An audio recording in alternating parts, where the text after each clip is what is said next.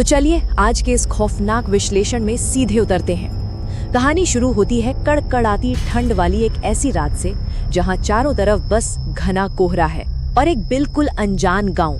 यहाँ आते हैं गिरधारी, जो इस जगह के नए पोस्ट मास्टर हैं। अब सोचिए, नई जगह, नए लोग और एक बिल्कुल अनजाने में हुई चूक। किसी ने सपने में भी नहीं सोचा था कि उनकी एक छोटी सी बेहद मासूम सी गलती इस पूरे गांव के लिए मौत का फरमान बन जाएगी। द विलेज हॉरर की ये चर्चा दरअसल उसी रात और एक सोए हुए शैतान के अचानक जाग उठने के सफर को दर्शाती है। तो सबसे पहले इस बात पर गौर करते हैं। ए बाबू, आइए आइए, मेरी दुकान में आइए। सुनने में कितना अपनापन और कितनी गर्माहट लगती है ना इसमें। खैर, हुआ कुछ यूं कि गिरधारी रात के उस घने अंधेरे और कोहरे में चावल ढूंढ रहे थे। तभी रेलवे लाइन के पास उन्हें एक पीली लालटेन की मध्यम सी रोशनी में एक गुमटी दिखी। वहाँ एक बुजुर्ग बैठे थे, रंग बिल्कुल सांवला, लेकिन चेहरे पर एक ऐसी मीठी, ऐसी प्यारी मुस्कान जो उस सुनसान और डरावनी सड़क से बिल्कुल मेल नहीं खाती थी। मतलब उस बेरंग रात में वो मुस्कान एक तरह का छलावा थी। ये बिल्कुल वैसा ही है कि खतरा हमेशा डरावना रूप लेकर नहीं आता, कभी कभी वो बेहद मीठा भी होता है। और ठीक यहीं से इस पूरी घटना में एक बेहद भयानक मोड़ आता है। ध्यान दीजिएगा, एक मामूली सी ठोकर और एक टूटा हुआ मिट्टी का घड़ा। उस मीठे बोलने वाले दुकानदार ने गिरधारी से कहा कि वो वहां रखे एक घड़े को थोड़ा खिसका दें। गिरधारी ने जैसे ही अपने पैर से उसे हटाया, वो छन्न से टूट गया। और पता है उसमें से क्या निकला? सूखी हड्डियां और मुरझाए हुए फूल। एक ही पल में हवा में सड़ी हुई लाशों की ऐसी बदबू फैल गई कि बस सांस लेना मुश्किल हो गया। लेकिन सबसे ज्यादा रोंगटे खड़े कर देने वाली बात तो अब आनी थी। जब गिरधारी वहां से पलट कर जाने लगे तो उन्होंने देखा उस बुजुर्ग की परछाई वो अजीब ढंग से इतनी लंबी हो रही थी मानो जमीन पर कोई बहुत बड़ा शैतान फैल रहा हो। ये एक साफ इशारा था कि कुछ बहुत बुरा होने वाला है। खैर, वो रात तो बीत गई, लेकिन अगली सुबह जब सूरज निकला तो वो अपने साथ रोशनी नहीं बल्कि 20 साल पुराना एक खौफनाक सच लेकर आया। एक पड़ोसी ने डरते डरते गिरधारी को बताया कि रात को जो घड़ा टूट गया था ना, वो कोई आम घड़ा नहीं था। असल में वो एक बहुत बड़े, बेहद खतरनाक खतरे को कैद रखने वाली एक तांत्रिक मोहर थी, और गिरधारी ने अनजाने में ही सही उस मोहर को तोड़ दिया था। तो यहाँ हमें कालीचरण के दो बिल्कुल अलग चेहरे देखने को मिलते हैं। एक तरफ वो प्यारा मीठा दुकानदार, एक ऐसा इंसान जिसे लोग इतना पसंद करते थे कि उसके दुकान पर हमेशा भीड़ लगी रहती थी, और दूसरी तरफ उसका असली खौफनाक रूप, एक मासूम बच्चों की बलि चढ़ाने वाला तांत्रिक जो अपनी काली शक्तियों को बढ़ाने के लिए बच्चों का खून बहाता था। ये इस बात का एक बहुत ही सटीक उदाहरण है कि बाहरी दिखावा कितना झूठा और कितना जानलेवा हो सकता है। अब थोड़ा पीछे चलते हैं, करीब 20 साल पहले के उस खौफनाक इतिहास में। तब इस गांव में इसी मीठे स्वभाव वाले कालीचरण का ही दबदबा था। लेकिन फिर एक सिलसिला शुरू हुआ। हर पूर्णिमा की रात गांव से एक एक बच्चा गायब होने लगा। पता है फिर क्या हुआ? एक आधी रात को जब वो एक और मासूम की बलि देने के लिए अपना काला जादू कर रहा था, गांव वालों ने उसे रंगे हाथों पकड़ लिया। अगले ही दिन पूरे गांव का गुस्सा आग बनकर फूट पड़ा। उन्होंने उसे उसी की दुकान के बाहर घेर लिया और इतनी बुरी तरह पीटा कि उसकी वहीं मौत हो गई, और फिर उसे उसी जमीन के नीचे गाड़ कर हमेशा के लिए बांध दिया गया। लेकिन अब इस विश्लेषण में सबसे बड़ा सवाल ये उठता है कि एक बार जो बुराई आजाद हो चुकी है, उसे दोबारा कैसे कैद किया जाए? सोचिए, गिरधारी की बस एक छोटी सी गलती ने 20 साल से कैद उस शैतानी रूह को खुला छोड़ दिया। ये बात हमें सिखाती है कि कभी कभी अनजाने में उठाए गए कदम कितने भयानक नतीजे ला सकते हैं, और सबसे बड़ी बात, ऐसी गलती होने पर उसकी जिम्मेदारी कैसे ली जाए। और जैसा कि डर था, वो तूफान आ गया, और बहुत जल्दी आया। उस भयंकर सर्दी की रात गांव के साप्ताहिक बाजार में अचानक एक ऐसी विनाशकारी आंधी आई जिसकी किसी ने उम्मीद नहीं की थी। हवा इतनी तेज, इतनी जानलेवा थी कि दुकानें तिनके की तरह उड़ गईं, लोग बुरी तरह जख्मी हो गए। अब ये समझना मुश्किल नहीं था कि ये कोई आम मौसम का बदलाव नहीं था। ये उस शुद्ध बुराई के पूरी ताकत के साथ वापस लौटने का सबसे पहला और सबसे हिंसक इशारा था। वो आजाद हो चुका था।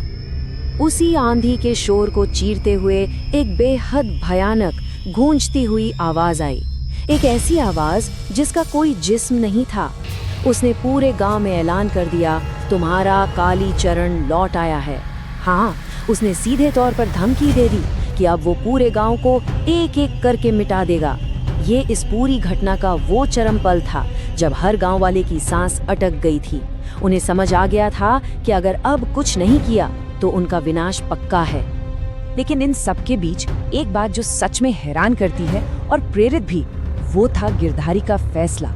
वो वहां से डरकर भागा नहीं, उसने हिम्मत जुटाई और अपनी गलती को पूरी तरह कबूल किया।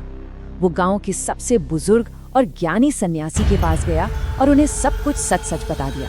और यकीन मानिए, ये एक बहुत ही जरूरी कदम था, क्योंकि उसी एक कबूलनामे के बाद इस शैतान को रोकने के लिए एक ऐसी योजना बनी जो बेहद खतरनाक तो थी, पर जिसके बिना गांव का बचना नामुमकिन था। अब उस शैतान को पकड़ने का प्लान देखिए। इस योजना के 4 हिस्से थे। पहला, गिरधारी खुद उस शैतानी आत्मा के पास जाएगा और उसे अपनी मीठी बातों में उलझाएगा। दूसरा, ठीक उसी वक्त सन्यासी चुपचाप बाहर से उस दुकान के चारों तरफ एक नया घेरा, एक नया बंधन तैयार करेंगे। तीसरा, जैसे ही सन्यासी इशारा करेंगे, गिरधारी वहां से अपनी जान बचाकर भागेगा। और चौथा, वो शैतानी जाल हमेशा के लिए कस दिया जाएगा। सुनने में जितना आसान लग रहा है ना, असल में ये उतना ही जानलेवा था। एक छोटी सी चूक और गिरधारी का जिंदा बचना मुश्किल था।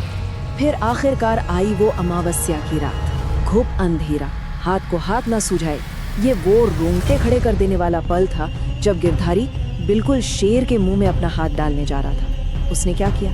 उसने बिल्कुल उसी मिठास, उसी धोखे वाले भरोसे का इस्तेमाल किया जिससे कालीचरण ने पहली रात उसे फंसाया था। ये एक किस्म का साइकोलॉजिकल खेल था, एक मनोवैज्ञानिक जंग, जहां बुराई को हराने के लिए उसी का हथियार इस्तेमाल किया जा रहा था। दिल की धड़कन तब सबसे ज्यादा तेज हो गई जब अचानक सन्यासी की एक जोर की आवाज आई। आवाज सुनते ही गिरधारी ने दुकान के अंदर से एक बहुत लंबी छलांग लगाई और बाहर आ गिरा। उसके बाहर आते ही सन्यासी ने लगातार मंत्रों का जाप करते हुए दुकान के सामने एक बेहद पवित्र तरल पदार्थ छिड़क दिया। और बस जैसे ही वो पवित्र जल जमीन पर पड़ा, वो भयानक शैतानी आत्मा उस दुकान की 4 दीवारी के अंदर हमेशा हमेशा के लिए कैद हो गई। और जाल में फंसते ही कालीचरण का असली रूप सामने आ गया। वो मीठा सा मुखौटा गायब और उसकी जगह एक बेहद भयानक, खौफनाक दानव खड़ा था। वो जोर जोर से चिल्लाने लगा, गालियां देने लगा और सन्यासी समेत सबको दर्दनाक मौत देने की धमकियां देने लगा। लेकिन सन्यासी कहाँ रुकने वाले थे? उनके मंत्रों की ताकत और गांव वालों के एकजुट होकर किए गए जाप के आगे शैतान की एक ना चली। देखते ही देखते उस दुकान और उस शैतानी वजूद में एक भयानक आग भड़क उठी। ऐसी आग जिसने उस आत्मा को पल भर में जलाकर राख कर दिया। आग बुझने के बाद वहां कुछ नहीं बचा। ऐसा लग रहा था जैसे वहां कभी किसी दुकान का नामो निशान ही नहीं था। लेकिन गांव वाले अब कोई गलती नहीं करना चाहते थे, इसलिए अपने अटूट विश्वास और प्रकृति की ताकत का इस्तेमाल करते हुए उन्होंने एक नई मोहर बनाई। ये पक्का करना बेहद जरूरी था ताकि ये खौफनाक साया फिर कभी ना लौट सके। इस कदम के साथ ही उस गांव में एक लंबी शांति और स्थायी सुरक्षा की नई शुरुआत हुई। अब इस नई मोहर के लिए सन्यासी ने क्या क्या इस्तेमाल किया, ये जानना दिलचस्प है। एक बिल्कुल नया मिट्टी का घड़ा लाया गया, उसमें हड्डियां और एकदम चमकीला सिंदूर डाला गया, साथ में पवित्र गुड़हल के फूल। लेकिन सबसे खास चीज जो इस बार जोड़ी गई वो था एक रक्षक बरगद का पौधा। इन सभी पवित्र चीजों को जमीन के बहुत नीचे गाड़कर एक ऐसी अटूट मोहर बनाई गई जिसे तोड़ना किसी आम इंसान के बस की बात नहीं थी। और इस पूरे कहानी का सबसे अहम निष्कर्ष ये निकला कि जब तक वो विशाल बरगद का पेड़ अपनी जगह शान से खड़ा रहेगा, उसकी जड़ें उस मिट्टी के नीचे उस अंधेरे को, उस शैतान को कैद रखेंगी। इस पूरे विश्लेषण से हमें एक ही बड़ी सीख मिलती है कि किसी के बाहरी दिखावे पर आंख मूंद कर भरोसा करना जानलेवा हो सकता है, लेकिन अगर एक पूरे समुदाय का विश्वास सच्चा हो और लोग अपनी गलतियों को मानकर उन्हें सुधारने की हिम्मत रखें, तो चाहे दुनिया की कितनी भी बुरी और अंधेरी ताकत क्यों ना हो, उसे हराया जा सकता है। तो अंत में इस पूरी घटना को समझने के बाद दिमाग में बस एक ही ख्याल आता है, क्या पता कभी हम सबके आसपास भी कोई ऐसी ही मीठी मुस्कान वाला इंसान मौजूद हो जिसके अंदर कोई बहुत गहरा और काला राज छिपा हो। थोड़ा ध्यान रखिएगा। ऐसे ही टॉप और काले कहानी देखने के लिए सब्सक्राइब करें और ऐसे बने रहें।